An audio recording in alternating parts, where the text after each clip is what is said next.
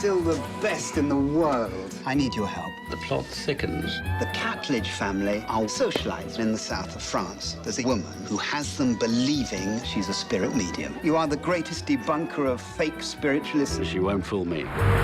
Sophie looked into my eyes and told me things about me she could never have known. I'm told she's very pleasant to look at. She's a visionary and a vision. There's certainly a history of magic in the cinema, and one of the things that I enjoyed about this is that it sort of equates the romantic comedy to magic. What's interesting is that Woody Allen, who practiced magic, close-up magic, and I think before he became a comedian, that was something he was considering, didn't write any of that into our script. And I think it was very wise of him, partly because I could never do it. To get an amateur, you can't do a crash course in close-up magic any more than you do a crash course in being a brilliant concert pianist. Magicians will spend every waking hour practicing the sleight of hand. But also, the minute it's on film, it's compromised, because we all know the camera's capable of all kinds of things. I mean, even news photographs, people suspect photoshopping and all this sort of thing, because we can do that magic all too easily now. So he didn't bother even to go there. And so instead we get a glimpse of the big theatrical stuff.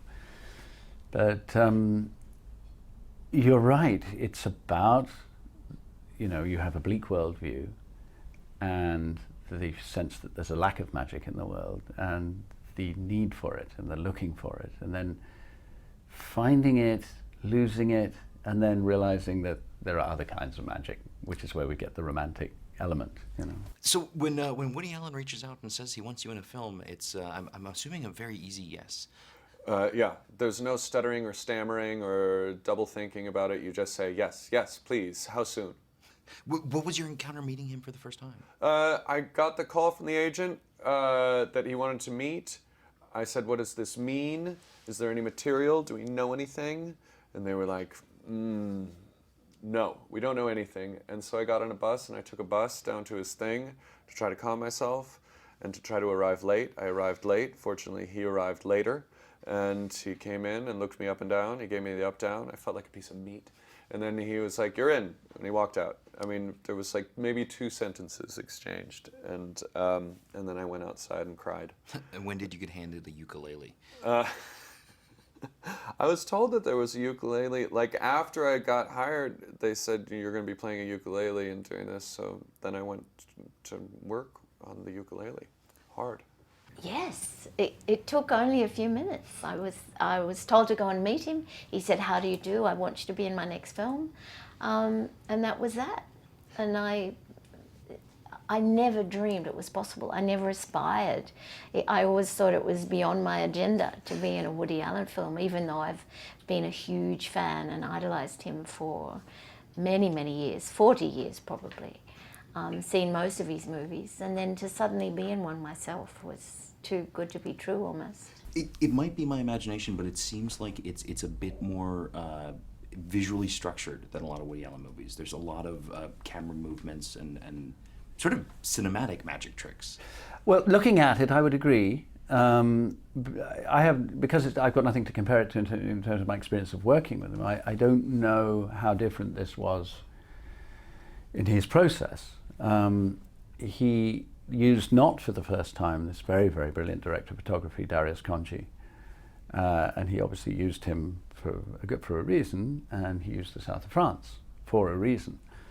And he let Darius really have the time and the attention that he needed to perfect these things, because I think he wanted to create this, I would say, slightly heightened fairy tale version of everything we were looking at. Speaking of slightly heightened, how much fun is it to play a curmudgeonly character? Wonderful.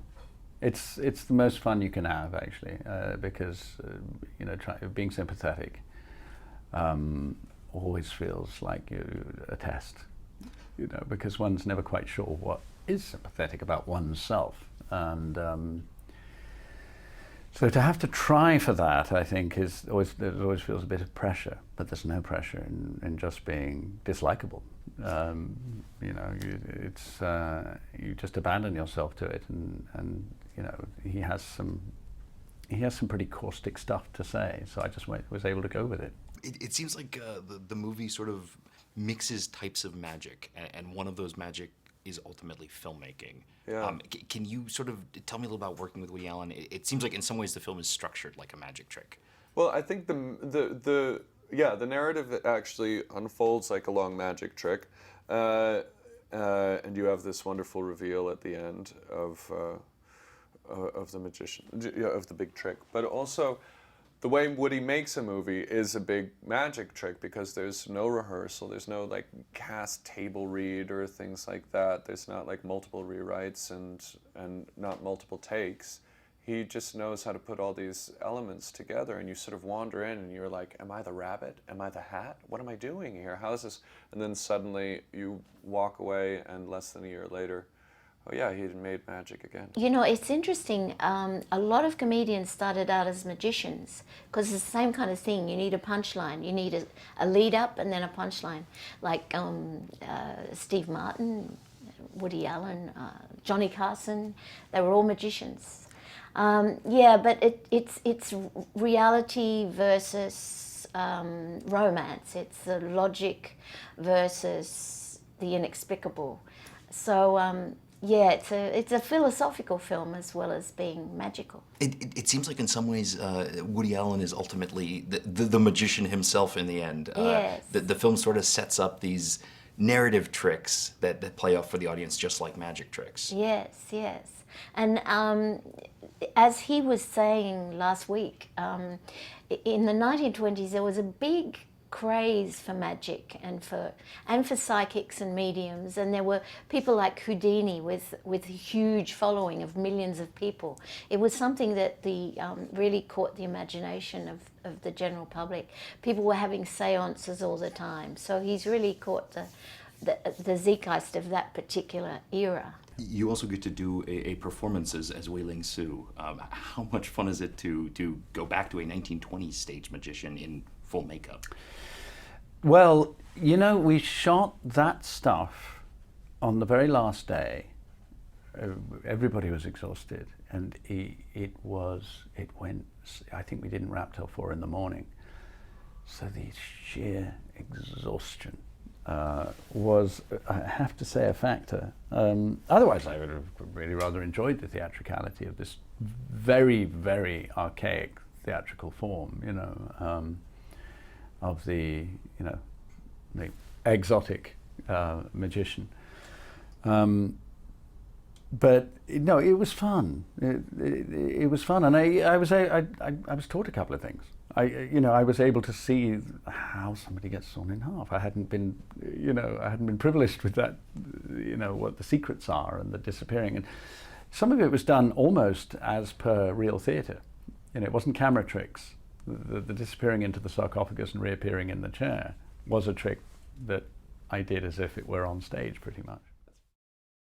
You've always been so certain about the world, and I've always tried to teach you that we don't know. Tell me something about my Aunt Vanessa's colourful past. I see a member of Parliament. Go on. A love affair. You cannot possibly know this. I'm overwhelmed, Sophie. I never dreamed you could look this beautiful.